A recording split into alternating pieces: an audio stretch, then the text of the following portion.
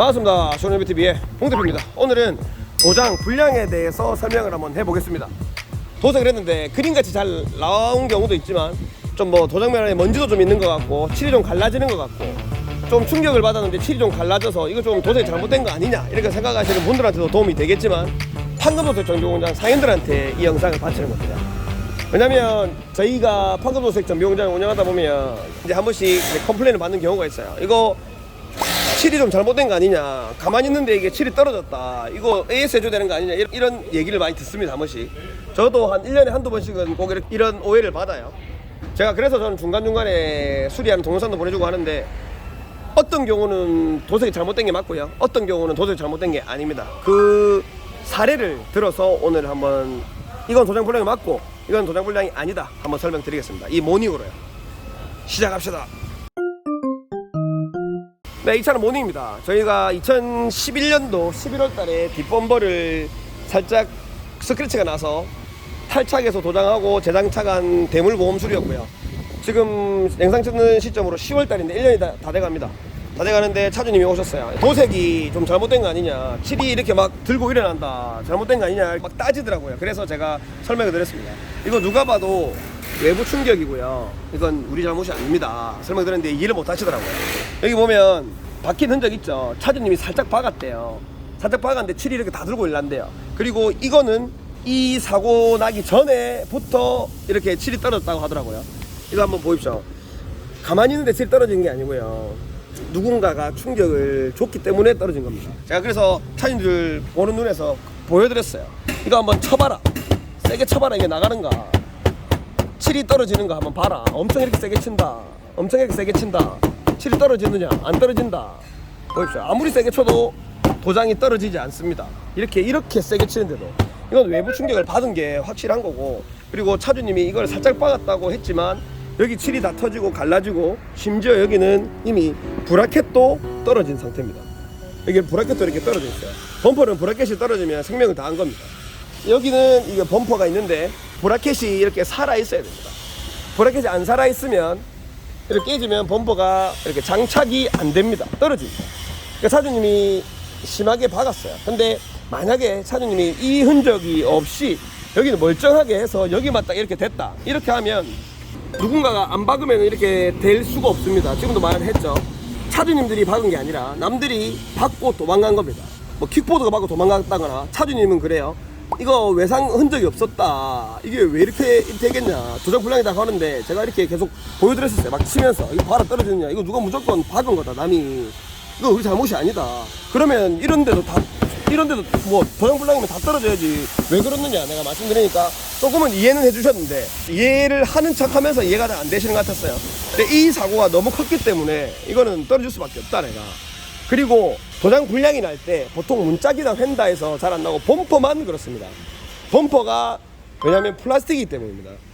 문짝이나 휀다는 거는 철판이기 때문에요. 이렇게 조금 치더라도 잘 찌그러지지도 않고 움직이지 않습니다. 철판이 잘 유지를 하고 있죠.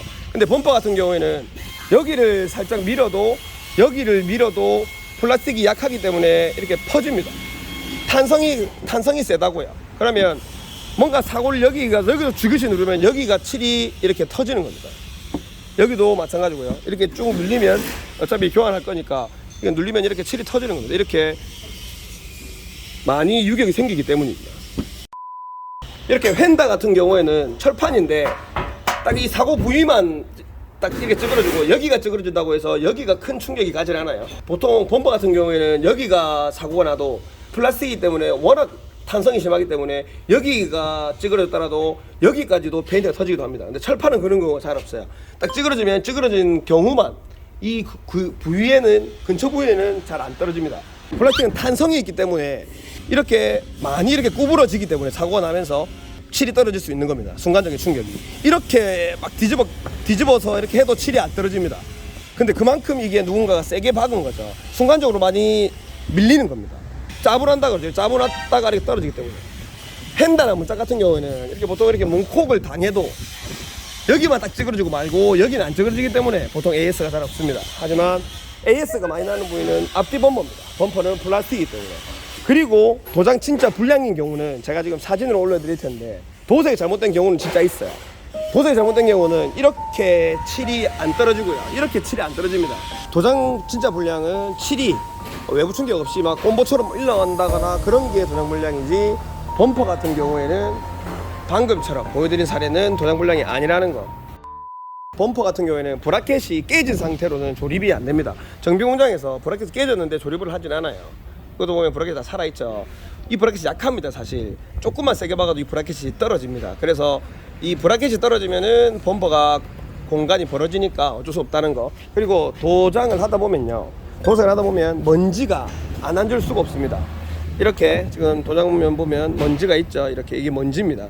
이거는 클리어 코트라는 이 페인트 위에 올라온 거라서, 이거는 제가 사포를 문질러서 도장면을 깎아내면 이거는 뭐 100%는 아니지만 맨들하게 할 수 있습니다. 신차도 도장면에 먼지가 있어요. 똑같이 진공 상태에서 기계가 뿌려져 있는데 우리가 열처리 부스에서 이렇게 도색을 하고 물도 뿌려가면서 방진복을 입고 도색을 하더라도 먼지는 앉을 수가 있다는 겁니다.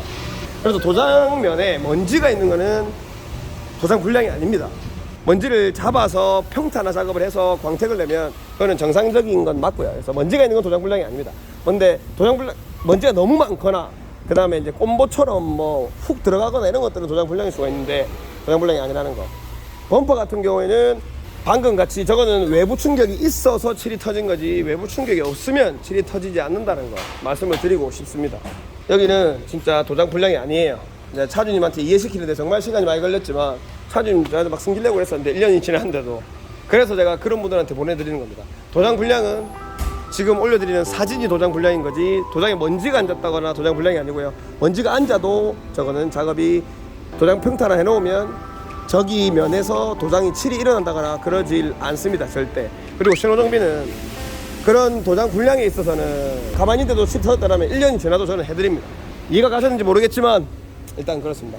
플라스틱은 도장이 조금 약하기 때문에, 탄성이 있기 때문에 칠이 터질 수가 있습니다. 차주님이 안 박았는데 남이 박았다 이거죠. 남이 박으면 그렇게 될 수 있다는 거 보여드리고요. 철판은 탄성이 없고 찌그러져도 그 한 부위만 찌그러지기 때문에 AS가 잘 안 납니다. 그래서 범퍼에서만 그렇게 된다는 거. 그리고 도장을 하더라도요, 서비스 센터도 똑같습니다. 서비스 센터 도색을 해도 서비스 센터도 똑같은 클리어 코트 쓰고요, 그 다음에 똑같은 열처리 부스에서 합니다. 서비스 센터하고 일반적인 정비 공장하고 차이가 나는 것은 없다고 보시면 됩니다. 서비스 센터 말고 차라리 외적으로 좋은 클리어 코트를 쓰면 조금 더 단단한 거지, 서비스 센터가 무조건 좋은 것도 아니고요. 도장 불량에 대해서 설명을 해드렸습니다. 네, 영상을 한 번 좀 더 이어가겠습니다. 약간 미흡한 부분이 있어서 좀 보완하려고 합니다.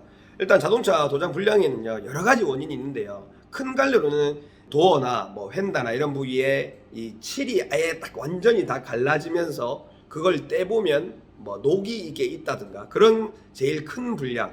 요거는 자동차 철판에서 주로 나오는 건데 안쪽에 방청 작업이 제대로 안 돼서 철판이 썩어서 부식이 돼서 올라오는 자동차 도장 불량인데요. 일반 정비공장 가서 수리를 깨끗하게 해도, 방청 작업을 잘 해도 이렇게 될 확률이 조금 있긴 합니다. 하지만 그 확률을 줄이기 위해서 방청 작업을 하는 거고요. 근데 이제 방청 작업을 안 하면 그렇게 철판에서 부식이 올라와서 안에 있는 페인트나 퍼티를 밀어내면서 도장 불량이 확률이 있습니다. 그것들은 도장 불량이 확실히 맞아서 재시공을 하긴 해야 되고, 아니면은 부식이 좀 심하면 교환을 해야 되는 부분이 많습니다. 제가 오늘 보여드린 영상에서 범퍼는 플라스틱입니다. 플라스틱이라서 녹이 쓸지 않아요, 절대. 그래서 그냥 페인트가 떨어지면 다시 도색을 한다거나 아니면 교환을 해버리면 됩니다. 간단하고요. 그리고 자동차 도장면에 먼지가 앉는 것도 사실 좋진 않죠. 좋진 않지만 사람이 하는 일이고, 그 자동차 진짜 출고할 때 기계에서 출고를 해도 먼지가 조금씩 앉아요.